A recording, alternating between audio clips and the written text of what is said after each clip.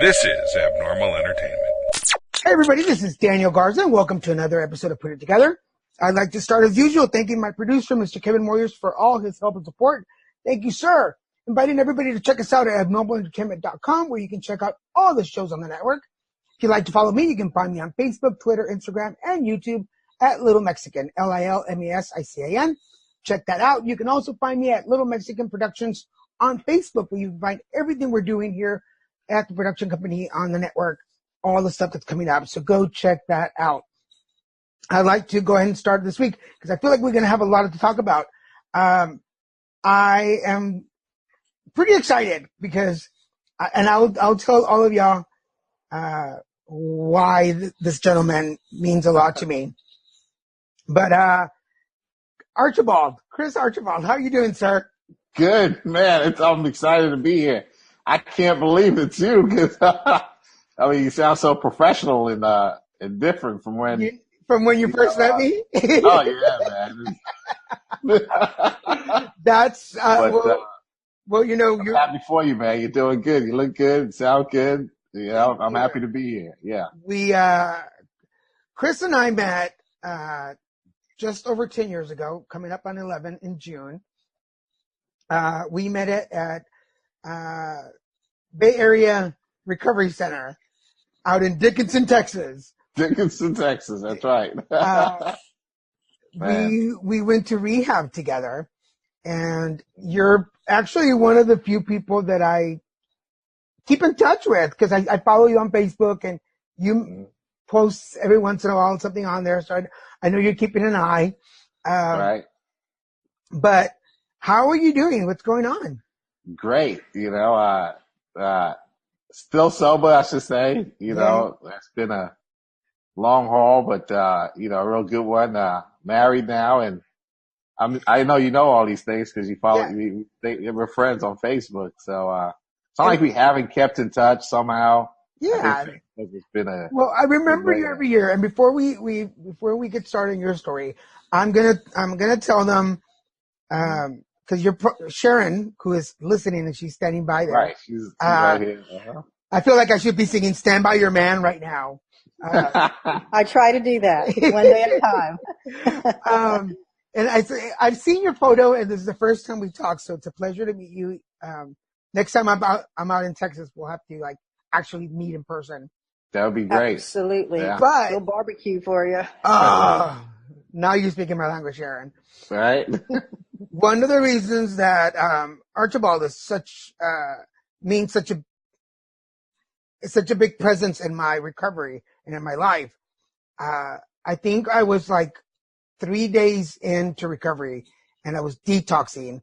And people that hear my show know about it. I was a crackhead and alcoholic, but I think it was like 3 days in. And I remember. You remember?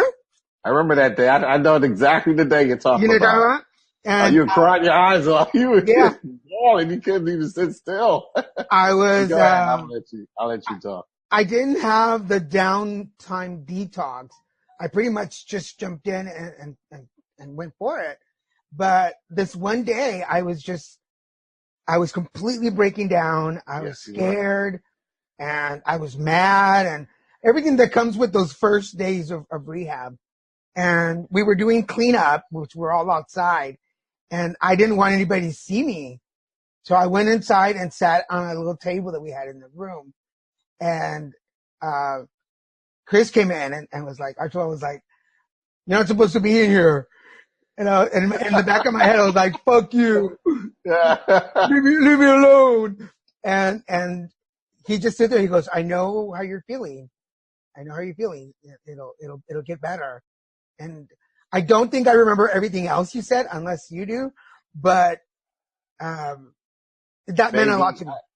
Well, I remember that day because you were definitely not wanting to stay there that day. You wanted to leave. I remember you were just crying and I just had to tell you that, man, it's just going to get a little bit easier the longer you stay here, I remember I don't think I was there maybe 2 or 3 weeks ahead of you, if that long. I wasn't that much ahead of you. So I was just kind of giving back to someone, because I knew how you felt, because I felt like that too when I first got there. You had just got there, and you were in that detox room, and it was a Saturday, and it was cleanup day, and everybody was cleaning up, and you just did not want to be there. You was ready to run. Yeah. Yeah. And we talked for a while. I remember you cried a lot. I remember that. But you stayed, and you always thanked me for that day. I remember that. I will, to the day I die, I will be eternally grateful to you for that. It was just one of those moments. I needed a big brother to hold me down. And you did that. You just talked to me. And even though you were a little grumpy too during those days. Like I said, I was only a few weeks ahead of you. So I don't think I really liked you then, because I was like, you're such an ass. Yeah, I heard that a lot. I was like, he's such a dick. I don't know. But then the least, and I guess that's how recovery is. The least expected person. I agree. And that's how it's been. I think you agree also. It was, one man helping another man, one alcoholic or one addict helping another addict, in the best way or the only way we knew how. I always still like that movie about Alcoholics Anonymous with, what's the actor's name? James Dean. No, what's his name? Sweetheart, you want to help me out? Oh my gosh. Well, anyway, there's a moment in the movie where he's trying to figure out how to make Alcoholics Anonymous work, and he's walking down the street with Dr. Bob, and he looks over in the corner, and there are two alcoholics that's obviously drunk. Just drunk. Homeless. They even look homeless. And one's on the ground, and the other one's trying to pick him up so he can help him walk. And Bill W. has a moment, and he says, "That's it. We just love helping each other. That's it. We got to continue to help each other." Yeah. And it was just one of those moments. And I'm sure we've both experienced a lot more of those moments where either we needed help or somebody else needed help at the moment. And we just had to get through a moment. Moments turned into minutes, and minutes turned into days, and days, months. And here we are years now. It's been years, and we've been clean and sober. Well, that was, I think, I've always been big about the seeds that we plant, and you definitely planted a seed in me. Right. I carry it to this day. It's like, how can I help, regardless, and even outside of alcoholics. Right. Yeah. Yeah. Absolutely. How can I help? How can it be of better service? And sometimes to the person that I least expect to be able to help is who I approach first, because I remember, again, I will always remember that you approached me and you were like, "I get it, man. I get it." So anyway, it's not about me. The show's not about me. It's about you. So, again, the name of the show. So, tell us, for me, you're always going to be Archibald. I can't call you Chris. That's fine. Archibald is fine. So tell us, Archibald, how you put it together. How, from the beginning? Just like you, man, I was a really raging bad alcoholic addict. I used lots of drugs. You name it. I hate to say I was just a crackhead because I've done almost everything else except for I hadn't done needles. I never got into needles, but, and I think, I'm not this is probably a short version of my story, but I believe what was a contributing factor of me being the alcoholic and addict that I turned out to be was, being in the military. I'm not trying to blame the military, but it was, like I said, a contributing factor. I left the military in 89. I was in 4 years, and my alcoholism was definitely there. I learned to drink really bad in the military, and from the time I got out, and like I said, I'm not blaming the military for any of this. It's really just mainly troubles my own make. There's other contributing factors. I can go back. I can't say that it was because I came from a dysfunctional family. There may have been some sort of dysfunction going on, but my dad, I never saw him suffer with, chronic alcoholism. He did drink when I very young age. I remember that, but he stopped. And my mom, she's never really had a drink. Even to this day, I can't remember ever seeing my mom drink. So I can't, but there's alcoholism that runs in my, family, my heritage, uncles and nephews, and aunts and people like that, mainly uncles, mainly male alcoholism there. So it does. And I'm not trying to even go there and say that it came from a hereditary type of deal. It's mainly a lot of troubles of my own making, my alcoholism and my addiction. Mm-hmm. But you, again, not to bash any of it, because ultimately, yeah, we are responsible. But Mm-hmm. I've always shared the story that I come from a drinking family. Right. Everybody in my family drinks. Mm-hmm. In my family, there's no such thing as alcoholics. Right. Uncle Pedro just had one too many shots this time. Right. Again. Well, like you, not to cut you off, but I need to say also that I was born in Trinidad in the Caribbean. So, and the reason I mention that is most people, if you're, from that heritage, there's a lot of hard drinking that goes on in the Caribbean. So, I did come from a family that did drink and use alcohol, more than normal people do, I should say. It was, and, so I did come from that. Yes. But, if you were to take a family from Trinidad and place them here and, compare them under a microscope and you look at the way they drink, you'll probably think there's alcoholism. Whereas a family in Trinidad doesn't look at it as alcoholism. They look at it as just a regular, this is what we do. Right. This is just a regular Tuesday. What are you talking about? Tuesday, right. Yeah. Yeah. So what I've been drinking all night. So what I drank all weekend. Yeah, this is just a couple of dozen after dinner shots. It's no big deal. Yeah. Exactly. But then, okay, so I feel like we have that similar story. Like you start with this foundation that doesn't look at alcohol as a bad thing. Right. Exactly. And you're like, okay, so it's cool. Then, I don't believe the military either, but the things that you go through on a personal level, and not everybody has the same resistance. Mm-hmm. Is that fair to say?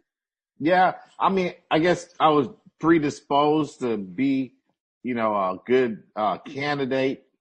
If you were to, pick me out of a bunch of kids and say, well, who's more likely to become an alcoholic because of some contributing factors, the heritage and, the family, a few family histories and the way we drank and so forth. Yeah, I would be, the one more than likely to have this trait called alcoholism. So it does have some sort of effect there. Yeah.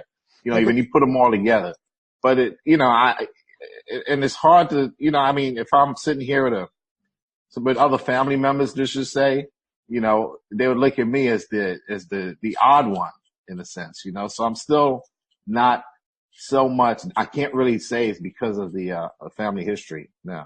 Right. So, but it does have something to do. Did you end up going overseas when you were in the military? Yeah, I had 3 years in Germany, and right away I got in '85. Went in '85, and I was sent right after basic and AIT. 4 months later, after I joined the military, I was in Germany, and I spent 3 years there. And there was a lot of drinking there. I mean, that's where I believe.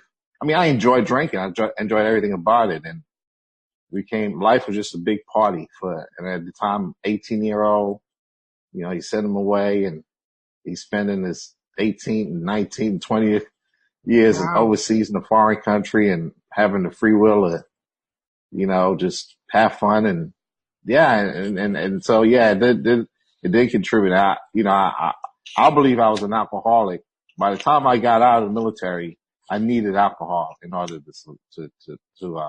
to function, I should say.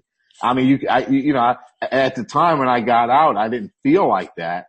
But looking back now, I can see that it was definitely something that, had a crutch over me by the time I got out. But like I said, I didn't know it then, not something that I would even admit at the time, no.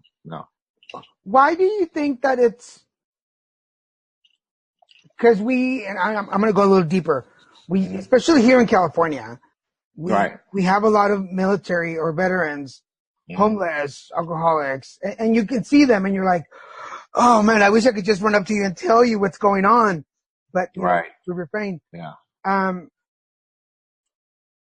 I can understand the things that people see overseas and whether you're in a place that with destruction or just at a base, there's still that, and correct me if I'm wrong, there's still that anxiety that you're overseas, you're in a place where war can happen any minute.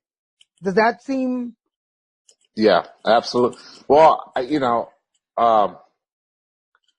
don't want to say anything against our veterans that might, but yeah, alcoholism and addiction is rampant in the military. That's, golly, but I think some of our, so to speak, standards of what we consider to be, who we consider to be men and the things, or women, I should say, because there are a lot of women in the military now.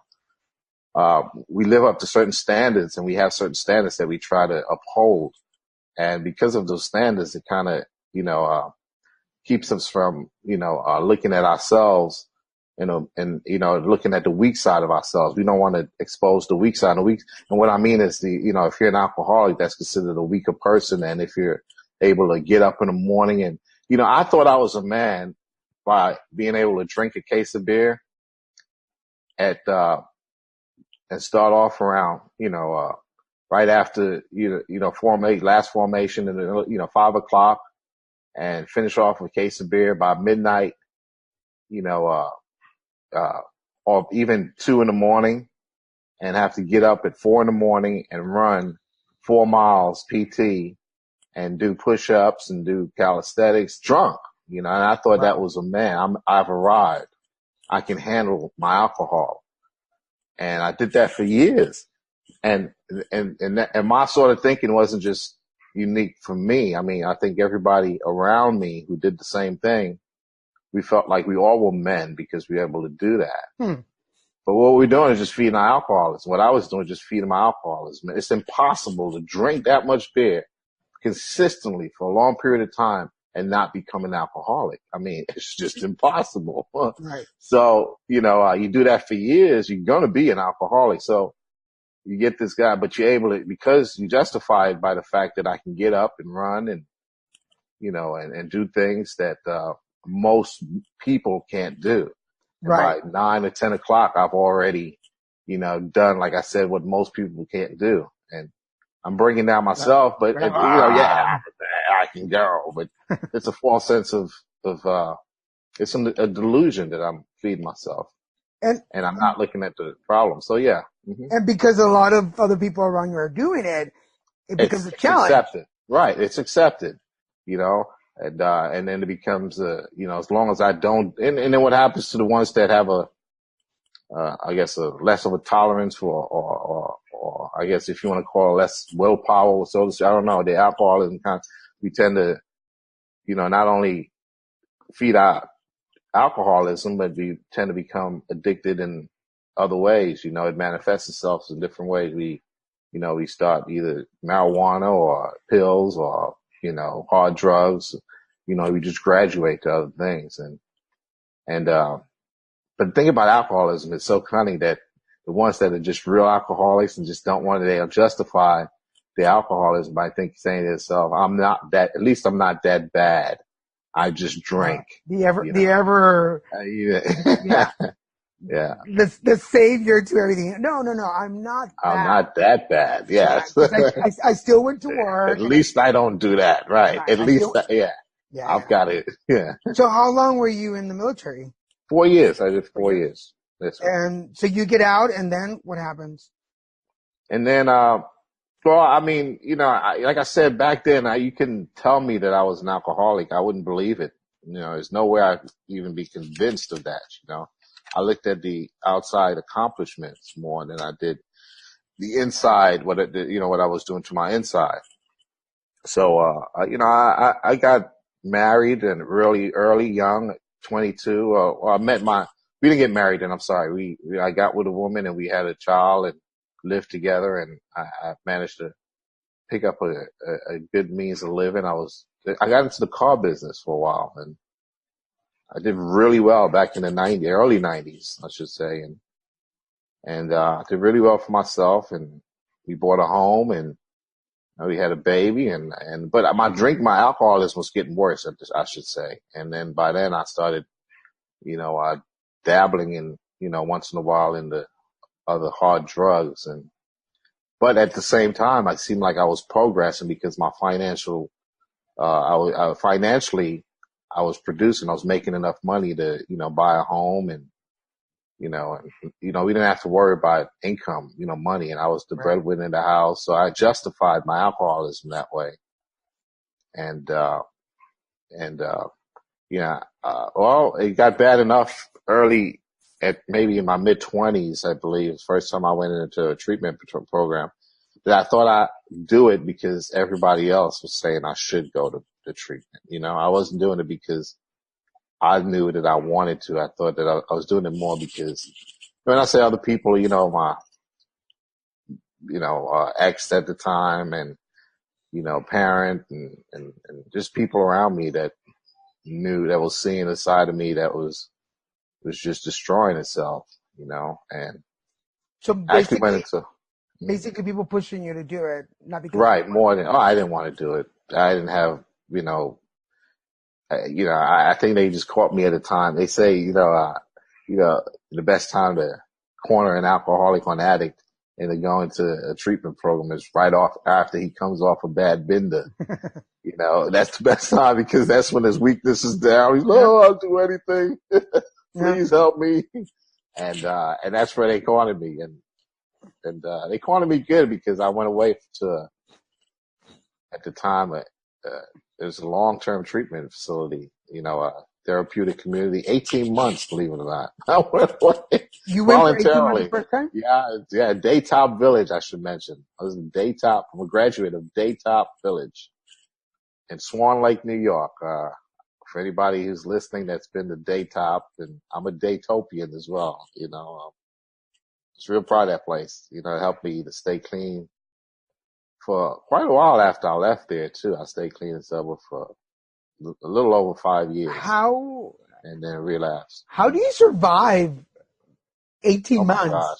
Well, no, it's not 18 months where you're totally, you get sent upstate to this facility it's called Swan Lake at the time. And it's not easy. It is not easy. I can't even begin to tell you some of the things you had to do, but you were there I stayed there for, I believe, 9 months intensive, and after that they kind of move you up the ladder, so to speak, and you're able to, they move you back down. They moved me down to New York City, and they have a facility there, and you get to go to work every day and come home, come back to, so I went back to work after about 8 or 9 months. And then you just kept doing that until about, I don't know, 14 months or 13 months, and you got to go home on weekends and only come there on the weekdays. And then, so that you kind of phase yourself out. And by the time you're 18 months later, you're pretty much out of the house. You're pretty much out of the treatment. You just come back, to be a part of groups and stuff like that. So, so I graduated that, and I tell you, it's one of the best things I had ever done. It was a really good accomplishment to be able to, be a part of that. And how long did you stay? A little over 5 years. Yeah. Yeah. So what happened? Well, I moved to Texas. There we go. Yeah. I think I was able to, looking back now, and it's always kind of, I don't know, you can punch holes in when somebody says, the reason why I used again is because of X, Y, and Z, but the truth is I used again because I wanted to, Right. But yeah, it's gotta be some plausible or some, something to look back at to see why I even wanted to, you know what I mean? Because, as I sit here today, almost 10 years sober, it'll be 10 years in May 15th. I don't want to right now, you know. So what happened at that time back then, you know, that made me want to is a question I'm trying to answer somehow. And I think looking back now, you know, while I was in New York, a lot of things happened while I was sober. You know, I got divorced while I was sober back then. You know, I moved here to Texas. So when I moved here to Texas, I didn't have the network of people that I was associating myself with in New York that were clean and sober. I no longer had that. Now I had to become friends or make new friends and new associates, you know. And I just decided, hey, I'm moving to Texas. No, I have a sister that's been here in Texas for a little longer than me, a lot longer than me. And she kind of convinced me she actually got, she was, you know, accepted at, Rice University. It's what she made her move here to Texas. So I had reasons to move here, and I got here, and, I no longer had that network of people around me that I associated with that were clean and sober. And it didn't take me long to get employment. I pretty much think I had something set up before I even moved down here as far as employment. And it was in the car business. I was finance at this time, more in the financing, on the financing side. And I worked for a finance company that did work for a few dealerships, and I was a finance manager. And so I got here, and everybody at that finance would go out and go drinking every night and ask me, hey, you want to come join us? And, you know, it started out, no, I don't drink. No, it's okay. And of course, you know, I'm here in Texas. I don't really have any friends. I don't have anybody that I associate with. So the thought of, hey, why not? You know, just go hang out with them. You know, they're just trying to be nice to you. Right. So I decided to. Did you ever fall into well, nobody really knows me here. Yeah. Like nobody knows that past. That was a big way, you know, kind of excuse that, you know, that stinking thinking kind of, that trying to convince myself, give myself reasons to. Oh yeah, that was, you know, oh yeah, I did that. And I think that even made it even worse for me. They say the progression of alcoholism, it doesn't get better. Yeah, that's true. But just that thought that nobody knows me here, you know, I think got me in more trouble this last time out. Now, I don't want to glamorize for anybody who's listening and going to this, but what was, or do you remember what went through your head the first time that you got a drink again? I can't believe I stopped doing this. This is great. Yeah. You know, kind of, you know, all sorts of thoughts. It was, you know, I justified a lot of it. I felt ashamed. I felt everything. Everything goes through your mind. It's like, I don't know. Everything, you know, what have I done? I can't believe I gave up all that time. Oh no, really, it's not going to be that bad this time. Hey, maybe I was over exaggerating, you know, back then. Maybe I don't have this thing, you know, it's alcoholism. I was going to say, I think it's going to be different. Yeah, I was going to say the big ones. Yeah, the big ones. I'm not going to die. No matter what, I'm not going to do drugs. I'm just going to have a couple, you know, I'm going to go to work, you know, all those things. Just constantly. And that's the, you know, they have a saying in AA, it's nothing like having a belly full of booze and a head full of, you know, AA or the knowledge. So just well, it doesn't, I don't think it ever leaves your mind. It's like learning a second language. You'll always know that. Yes. You may not practice it, but you'll always know it. You'll always know it. Absolutely.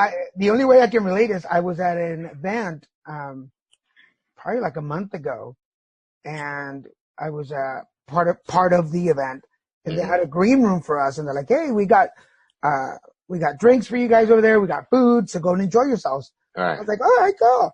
So they had bottles of liquor for everybody because they were but then I saw bottles of Coke and Sprite and Dr. Pepper, and I was like, oh, well, I'll just have soda. Right.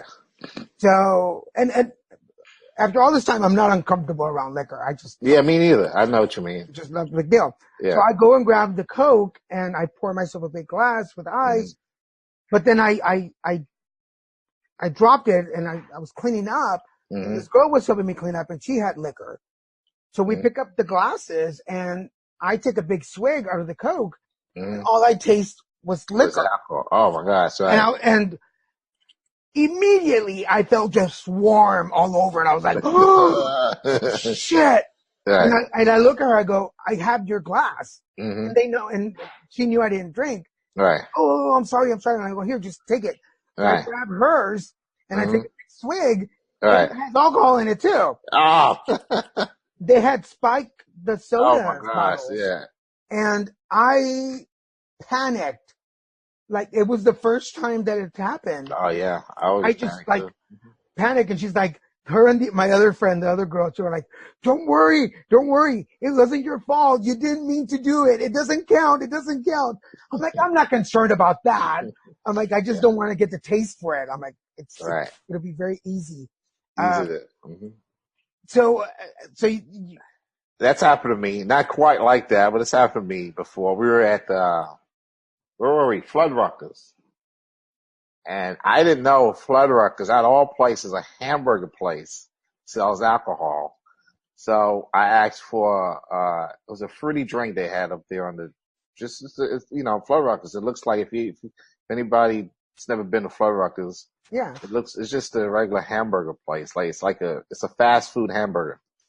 So you walk in and everything's up there. You pick from the menu, and I picked something that she asked me what I want to drink, and I thought, oh, that pineapple, whatever it was. And sure enough, when I took it, I remember smelling it. I thought, this smells funny. It smells old, like it's, rotten. And I took a big gulp out of it, and here, sure enough, alcohol in it. So yeah, it's happened to me before. And, but it's funny. I could, me and my wife, we, I think we're probably considered well-traveled people now. We travel a lot, We're actually going on a cruise following week. And, nice. And we just got off of one in November, and we went to the Amazon too, Amazon jungle, which was phenomenal. But anyway, we love going to casinos and hanging out where people drink, and it doesn't bother me. You know what I mean? I can do it. I can, we've had family members, we've had a little, come here at our house, and we've hosted with alcohol. We don't drink, but, it doesn't bother us that other people do. And I think, and I'm not suggesting that for anybody that's kind of new at, right. Yeah. You know what I mean? It's not something that I would have done, my first year or two sober. Absolutely not. Yeah. We, oddly enough, people give me wine bottles for Christmas. Right. And I'm like, okay, re-gifting this one. Or my sister, I'm like, do you like this kind of wine? I'm sending it to you. Yeah.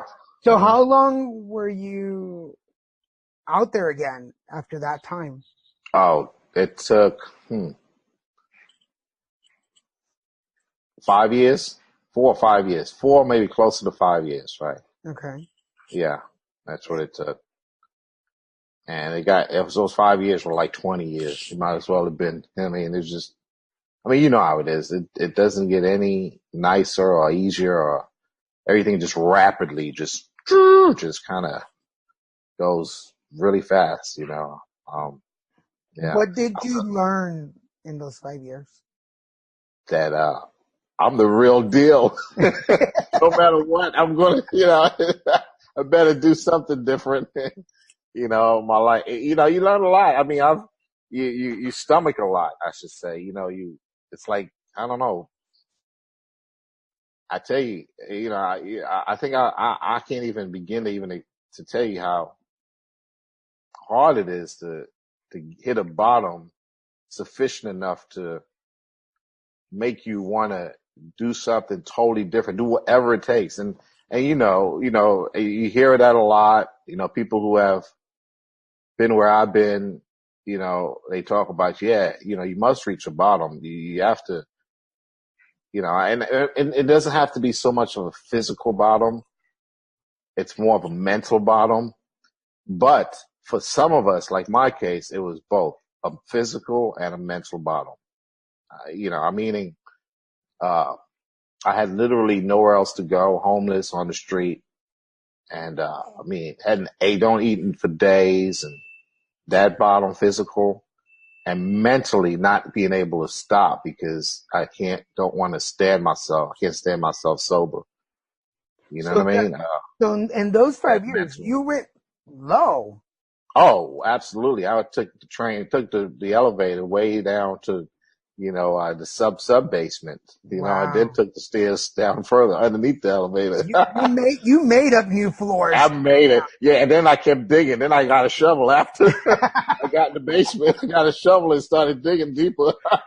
And, that bottom. Yeah. I'm talking the bottom where, you see the guy that it's easy to find. You go down and you see the guy that's washing windows, with pennies and hadn't taken the shower in days. Yeah, wow. That bottom, that bottom, that bottom. For the folks listening, there's you can reach that bottom and still recover and still get but back. there is, because I remember I didn't go that far down, right. But that's why it doesn't. That's why I was trying to, say that you don't have to hit a physical bottom. The mental bottom is more is the real bottom. I think we all. When you mentally know that you can't do this thing and win, that bottom is a better bottom to hit. You don't have to, but in my mind, I thought I had to actually hit this physical bottom. I admire you for doing things the right way. All right. If I'm going to hit rock bottom, I'm going, right. None of this half-ass thing. Right. No, it wasn't half-ass. But what I'm trying to say is, yes, first of all, agreeing with you that we don't all physically get to that same spot, but we mentally all relate to it. Absolutely. And my question was, there's a point, I don't know if it happened to you, where there's this push and pull between sobriety and staying in the game. Like we have to, I tell people, they're like, did you want to quit? I'm like, no, I definitely enjoyed my all night parties and drinking. And well, here's the best way I try to explain it, we was watching, me and my wife, and I talked about it last night. Actually, we were doing a function we do. We volunteer. We go to the prisons to talk to, women in women's prison. But here's what it looks like. This is what it looks like. Sobriety always looked to me like, and I have two words to describe it: hopeless emptiness. It looked boring to me. It didn't look like something I wanted. And when I took a drink and did drugs, you know what that looked like to me? Like an action movie. And I was the star in the movie. And I could be whoever I wanted in the movie, whether it be in if I wanted a Star Wars movie or a Tarzan movie or action Bruce Willis, if I wanted to be Bruce Willis. So that's what drinking and drugging looked like to me. And whenever I looked at sobriety, it looked like boringness, hopeless emptiness. And I didn't want that. I wanted the action movie. Yeah. There was a time there. Choice, action movie, boring life. I don't want the boring sobriety, And that's what I thought. It was really a delusion for me. But go ahead. I'm sorry. No, I'm sorry. No, there was a time there when I would tell people, I'm like, if I'm not going to go out to get drunk or do drugs, then why am I going out? Right. Like exactly. I'll just rather stay home. Why even bother? Right. And then, it's funny, you believe that delusion so much, and after a while you think, well, why don't I even go out to share my stuff? I can stay home. Oh my God. So you think the party is just with the drugs and the alcohol. It becomes just the drugs and alcohol after a while. That crack pipe became my best lover. It's like you don't need anything else. Just, yeah. The liquor man, the guy at the liquor store down the street from my house in Houston, knew me because Friday night after work, as soon as my dealer left, I would walk down and get some wild turkey and a bottle of tequila. Right. And Life then, becomes really short. It just yeah, and becomes Saturday it morning revolves around breakfast was a everything. bottle of vodka. As soon as the Yeah, store opened, there I was. And right, like you said, at a certain point, it became normal. right, right. It became a way of life for me. Just to, man, I live to use and who used to live, and I tell you, and it's easy to justify it if, for people, for me, I know it was easy for me to justify my drug and alcohol use because for a long time, I looked at all the other things that I was able to accomplish, or so just in my mind, get to places that the things I was able to do. And for me, you had to take that away, any accomplishments, any doings that I've done, for me to totally look inward to see that I can't even accomplish anything, Right. anymore. I can't even get anywhere. I can't even do anything. I can't even, man, it just got to everything must go kind of deal for me to look inward. So after that, after those 5 years, was that when I met you? Yeah, that's when you met me. So what When got you back into rehab? and I'm one of those, I had to get caught. So, I raised my yeah, hand. yeah, the judge had to say, hey, I sentenced you to, treatment. And so yeah, we were, that was, when we met. And, I must say, cause I didn't stay sober when we met. That was more than 10 years ago. That was more like 12 years ago, I think. It was my second time at Barry Recovery Center, I Oh, believe. was it? Okay. Yeah. Yeah, that was then. And, but that was almost at the end, I think it was 12. How long have you been sober now? Was it 11 It'll years? be 11 years in June. 11 years in June. Okay. So yeah. So yeah. So right. So that's about right. So it was about 11 years ago and 10 years I'm coming up on 10 years in May. So so that was actually, I think, my third time there. That was the last time I was there at Barry Recovery Center. Wow. And, after that, I relapsed after we went through the house and it didn't take maybe 2 months later for me to end up in jail. And that's when I've been sober. I've been sober ever since, May 15, 2008. That's Wow. when that's my sober date this time. And, hopefully it's my only and my last, not only, but last sober day. So Hopefully by the grace of God. what was different this time? Um, you reach 40 years old. I think I turned 40 and I remember Joe Shipley, the owner of Barry Recovery Center. I remember him walking up to me and I came home from jail and say, "Oh, Joe, I'm done." And he said a few words and walked away. He said, "Yeah, the party's over." And he walked away. And I remember those words, "The party's over." And it just stuck with me. The party's over. And I had to just get to this place where I totally surrendered to the fact that I was a 40-year-old man and the party is over, and I tell you, that was a really good beginning for me there, and, But yeah. but now you got invited to a different kind of party. Oh, dude, and I never thought that, this is the real party. Yeah. That wasn't even a party back then. That was I was really living in a delusion, I mean, I was just wasting life away, so to speak, literally, not even so to speak, but wasting life away. I look at it now, not to say that there's nothing good that came out of it. Obviously, I have two children but they all while I was using, but yeah, so there's some things that come out of it good, but for the most part, was I a good dad to them? No. Was I, a good son to my mom doing that? No, but now these 10 years, I can look back and say, yeah, now I've been the man that God, so to speak, intended me to be, I never thought I'd get married to a beautiful woman and share my life with her and enjoy life. And we've been married now, 4 years, baby.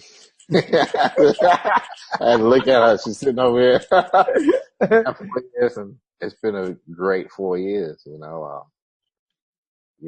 so life is just totally, like you said, the real party has begun, Right.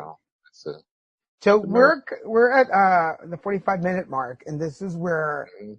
usually my guests send out some words of wisdom to the listener. Okay.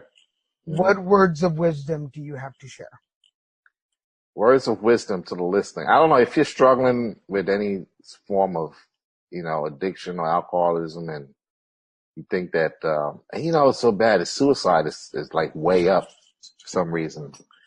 And, people tend to believe that there's no way out. There's a way out. I mean, if I can stop smoking crack and stop drinking and not, not have to stand on the corner with a squeegee and ask you and keep pennies in one pocket and quarters in another pocket and dollar bills in my sock and took showers for weeks at a time and here going and not have to live and be so to speak, a good contributing member of society today and back in the scope of life and, making good earnings and have beautiful wife, travel, and all the things that I thought I'd never be able to accomplish. If I can do that, come out of that, and then I believe with the help of God, you can as well do the same. So no matter what, just don't give up. It wasn't an easy road. I'm sure you can agree. I think it's more mentally hard than it is physically hard. It was for me, and for most alcoholics, we can confuse a 3-piece puzzle sober. We just complicate things and, we don't look at the bright side of things enough, and somebody said to me once, you beat yourself up enough. So, Yeah. years out there drinking. So What have you learned about yourself in all these years sober? that, there's good and bad to me. And, I try to stick to more of the good because looking at the bad, where I stopped short before you asked me the question, I beat myself up enough. So I don't like looking at the bad so much. I did that for years, man. I can't even tell you how many nights and days. Oh, what's wrong with me? I'm a bad dad. Oh, I'm a bad son. Oh, I can't believe I've done this. Oh, I'm just a piece of crap. I'll never amount to. And I said that to myself so many years. So now I try to look at, some of the, we have a book that we use and we talk about 86 at night or doing a self inventory of ourselves at night. And we look at where we were selfish, dishonest, self-seeking, and afraid. But I try to look at where I'm not selfish, not so dishonest, not afraid, and work from that angle. It tends to, be more inspirational for me, So yeah, I'm still learning about me. If I were to answer that question, That's legit, truthfully, yeah. I think that's. I'm still learning. I'm, Still growing. After 10 years, I'm going through this spiritual moment right now where I'm breaking through some barriers that I thought I'd already gone through them. Right. And then all of a sudden I found myself against a wall again and I'm chipping at it again and it's a difficult process. And it does, all of a sudden I look over and there's like, in my spiritual mind, there's a bottle of tequila and I'm like, a couple of shots and I'd be okay. But that's just an easy route. And I always tell people I didn't get sober and clean to take the easy route. Absolutely. I agree. That's a good way to look at it. And if I didn't mention enough of the spiritual action with this, I can't even begin. I think we'll need a new show to go on about the absolute necessity for there to be a spiritual part that keeps me and you sober. That belief has to be grounded and regrounded almost every single day. I know for me it does. And for anybody else that's learn how to stay sober with that spiritual deal, it's a constant deal, and I don't want to scare people away because I know that's why I didn't touch on it so much, but it's a big part, a huge part of this whole deal. For people that know me, they know that I continually grasp at that spiritual tree because I need it. I need it to keep me going. And right. I don't honestly believe I could be where I am now in life if it were not for the combination of support group, people that love me, spirituality, my religion. Right. It's all a big part of it. And um, I'm sure that's kind of where you're going. Absolutely. Oh, I 100% agree. All glory go to God. All glory. He gets all the glory here. I'm just a little old me, a little, speck in this big old cosmic world. You can't even see me under a microscope if you zoom out enough on the universe. So Now you're a yeah, tall man. I'm sure you're a big man. I'm sure we could see you. Yeah. we No. can see. All right. But you know what I mean. I have to remain keep that humility there to realize that there's something way bigger than me that's controlling Yeah. and moving things around. But I Even will though add, I'm in control. I'm not in control.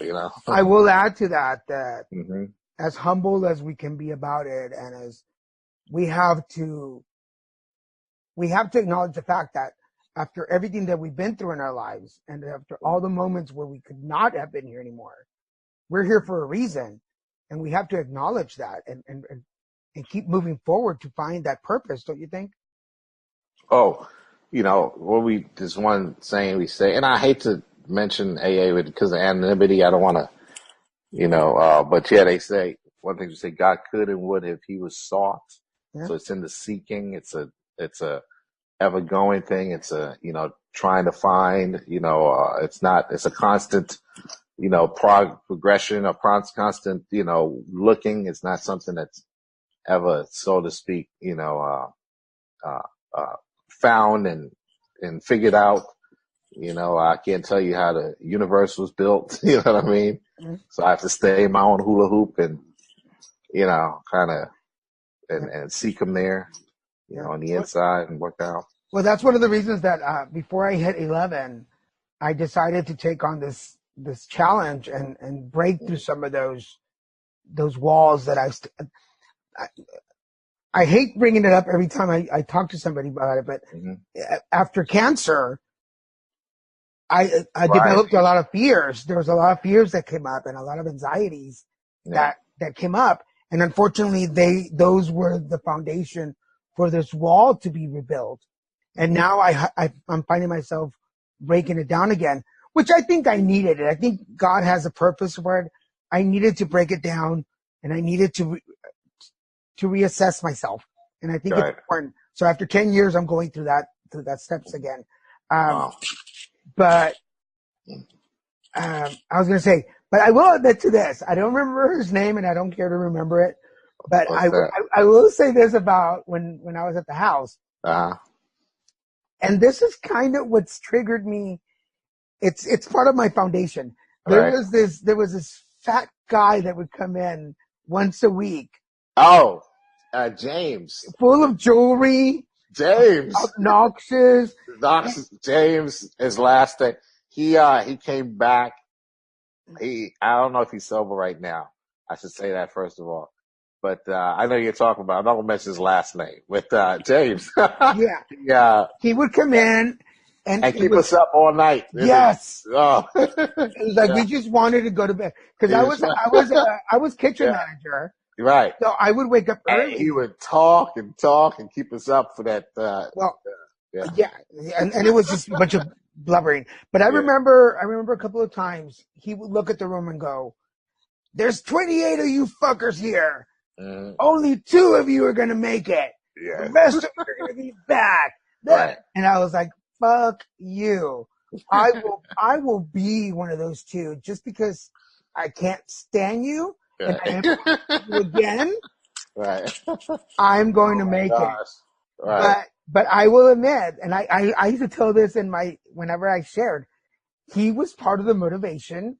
It might have not to keep me sober. I was like, I never want to be in a position where somebody like that has to come back and say, "I told you, I knew it." Yeah. And I was like, no, not me. Right. But if you ever see him, thank him for me. I was asked to speak at a treatment center, a new one that they built here in Leak City last summer, I think it was. And I walked in to speak, tell my story, and who's sitting on the couch as a client was him. Yes. I don't mean to. I know it's not. Yeah, I know what you mean. I'm not Yeah. laughing at him. I'm just Yeah. laughing because I catch myself whenever I get to share my story. I always catch myself and I go, I hope not to see any of you back here again. And then I tell them that story and everybody cracks up. I'm like, yeah, I'm like, big white guy telling little Mexican, I'm going to see you back here. No. He came, he was back. He relapsed and he's sitting on the couch in the treatment center and I thought, and we kept in touch after he left for about a month or two and then he moved to Mississippi and I hadn't heard from him in a few months now. So I don't know if he's still sober. God bless him, man. God bless him. He, unbeknownst to him, he kept me out of going back. So, James. So we're down to the last 5 minutes. I have one more question. Sure. We were talking a little bit about the things that you, because I'm right there with you. I could have been a better uncle. I could have been a better brother. Right. I could have been a better son. How do you not let that bog you down? By staying, one most important thing, I try to keep the most important thing the most important thing. And most important thing for me is I'm able to stay sober and serve a God of my understanding, daily. And I believe that my sense of purpose comes from, helping other people, whether it be mainly it's other alcoholics. We volunteer. I hadn't stopped going back to Bay Recovery Center. I did that. Actually, no, that's not a true statement. I did stop a few months ago, but for the first 9 years, a little over 9 years of this sobriety, I went back to the Bay Recovery Center every week on a Sunday. If we're in town, I should say, because we do, like I said, get out of town a lot. But if we're in town, I'm there, and for 9 years I did that and get back to the guys there. And now we do the prison, so we've been doing that for the last 4 years. But that's how I keep out of that, man, look what I've done. Because I still have a strained relationship with my son. I hadn't talked to him. He won't talk to me, we were talking for a little while and there's resentments on his side. And my daughter, she seems to only want to talk to me every once in a blue moon. And she's 26 years old and my son is 24. So yeah, that bothers me. It bothers me some and a lot of it is the reason why there's a majority of their life I haven't been a part of. I was out, just these last 10 years really is where I'm able to, so their formative years and their teenage years, most of that I hadn't been around, Do you blame them for keeping their distance? Oh, no, not at all. I take the blame. I take the blame 100%, so I put it in prayer and just keep my faith and trust and, this is where it has to be right now and it should be. But my main thing is to stay sober and be available, because if my phone rings right now, I can answer it. See, and that's a big plus for me. There's a time when I wasn't able to answer it if they call, but I can answer it if they call. I'm available. I can agree with that because my phone is right here and somebody needs me on there. In fact, I've been looking away a little bit because there's an app and people here in the area who are sober, if they're going through a tough time, they'll message and everybody gets the blast. And while we were talking, I've been chatting with this other guy here in the area who was being tempted. And I was like, dude, oh, really? I'm like, dude, I'm on a call with a friend from Texas talking sobriety. I'm like, if you just hold on, when I'm done, I will call you. Right. And he's like, okay. I'm like, just don't drink till I call you. It's like, okay. So God works in mysterious ways. He does. Yes, sir. I'm like, not only am I dealing with one alcoholic, I have to deal with two alcoholics. Two alcoholics. Oh man. I got a question for you because I noticed, I remember a couple of years back, I was watching television, in my sobriety and I was looking at that show, I forgot the name of it, Repo Guy or something. Yes, Operation Repo. And I was looking, I thought, and who walks out of the back of the kitchen was you on television. I'm like, holy crap, that's Daniel. What's he doing on TV? And I thought this was a real show. Are they acting? And I was unsure what was going on. And that surprised me. And then now, look at you. So for And you've those had a that few are, other, stuff on TV. And so, man, I'm proud of you, man. thank you. That's Yeah. awesome. For Yeah. those that are listening that did not know, Mhm. yes, I'm an actor. I've been acting for about 10 years here in Right. California. But for those of you that did not know, because I didn't talk about it much, I did an episode of Operation Repo. That was one of the Operation first, Repo. That was the yeah, name. that was one of the first things, excuse me, that I did when I moved to California. Yeah. And I played a kitchen He was manager. the kitchen manager, right? Yeah, go figure, because I was the kitchen manager at the house. And That's right. yeah, I played the kitchen manager, and Uh, it was one of the wimpiest things I've ever done. But yeah, the uh, funny thing is that they showed that in Mexico, really? and they dub it in Spanish, and Oh my God. and the Spanish actor that they got doesn't even sound like me. It's like nothing to do with me. Okay. It's funny, yeah. But you know what? I got a lot of calls from people in Texas who knew me, and they're like, "Are you working at a restaurant?" Yeah. I'm like, And saw you on "No, television. yeah, no, it's fake." Oh man, that's funny. So I don't want to burst any bubbles out there, but Operation Repo Operation Repo. That's is not right. real. It's actors. So It's actors. Okay. that is hilarious. Well, Yeah. we've come down to the end of the hour. Man, it's been a pleasure. Thank you. Yeah. Again, for those of you listening, I've been talking to Christopher Archibald, an old buddy from back in my in my rehab days. Mm-hmm. A big salute to all the guys at Bay Area Recovery Center. Those of you who are Yes, still sir. there, those of you that are listening and have graduated, I will forever, ever hold you in my heart. I still to date tell everybody that that was the best summer of my life. Mm-hmm. It was the summer that I became a man. I was 36 years old when I went in there. I went in as a kid. I came out as a man. And a lot of that is because you guys, the brothers there, you did not treat me any different because I was gay. You did not treat me any different because I was HIV positive. You treated me the same because we were all alcoholics and we were all trying to That's get right. better. Absolutely. And I have some very deep, warm thoughts about that place. I know people tell horror stories about going to rehab. I don't have that. I loved it. In fact, I cried because I was supposed to get out on Wednesday, and I cried, and they let me stay till Isn't that Friday. funny how most people, when they go through there and they really get a hold of that place, they don't want to leave. It's funny, yeah. On Tuesday night, they told me, well, you can go home tomorrow. I was like, no, I want to stay till Friday. And they're like, okay, fine, stay till Friday. And then I tried to get a job there, but I didn't get a job there. So, but you know, God had his intentions. If I'd gotten a job there, I wouldn't be here now. So, right, exactly, right. Well, So, sir, yes, thank you so much. I feel All like right. we scared her away. She was like, she's in the kitchen now. She's running around doing things, you know. So I'm through with these guys. She's in the kitchen. All the best. It's all right. okay. Thank you. You too. I hope to see you when I come to Texas next time. I've been wanting to come out there and try to share my story and say hi to people. Maybe next time I'm around, I'll let you know. Let me know. Yeah, maybe we can get you to speak at Barry Recovery Center. And come back and thank the guys.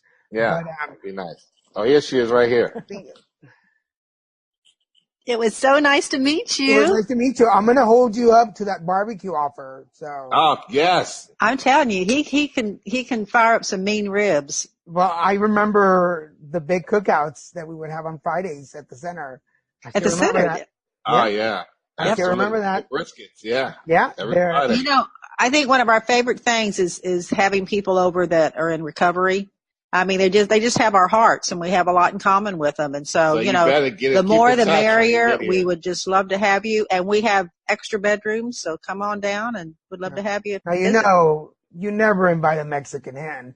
We'll never leave. I'm telling you. You feed us. You give us a bed. The only thing you need to add is tortillas and salsa, and I'm home. Come on. Well, much love to you guys. Archibald, you know, man, I have you here in my heart. You will always be there. Same here. Thank you so much, guys.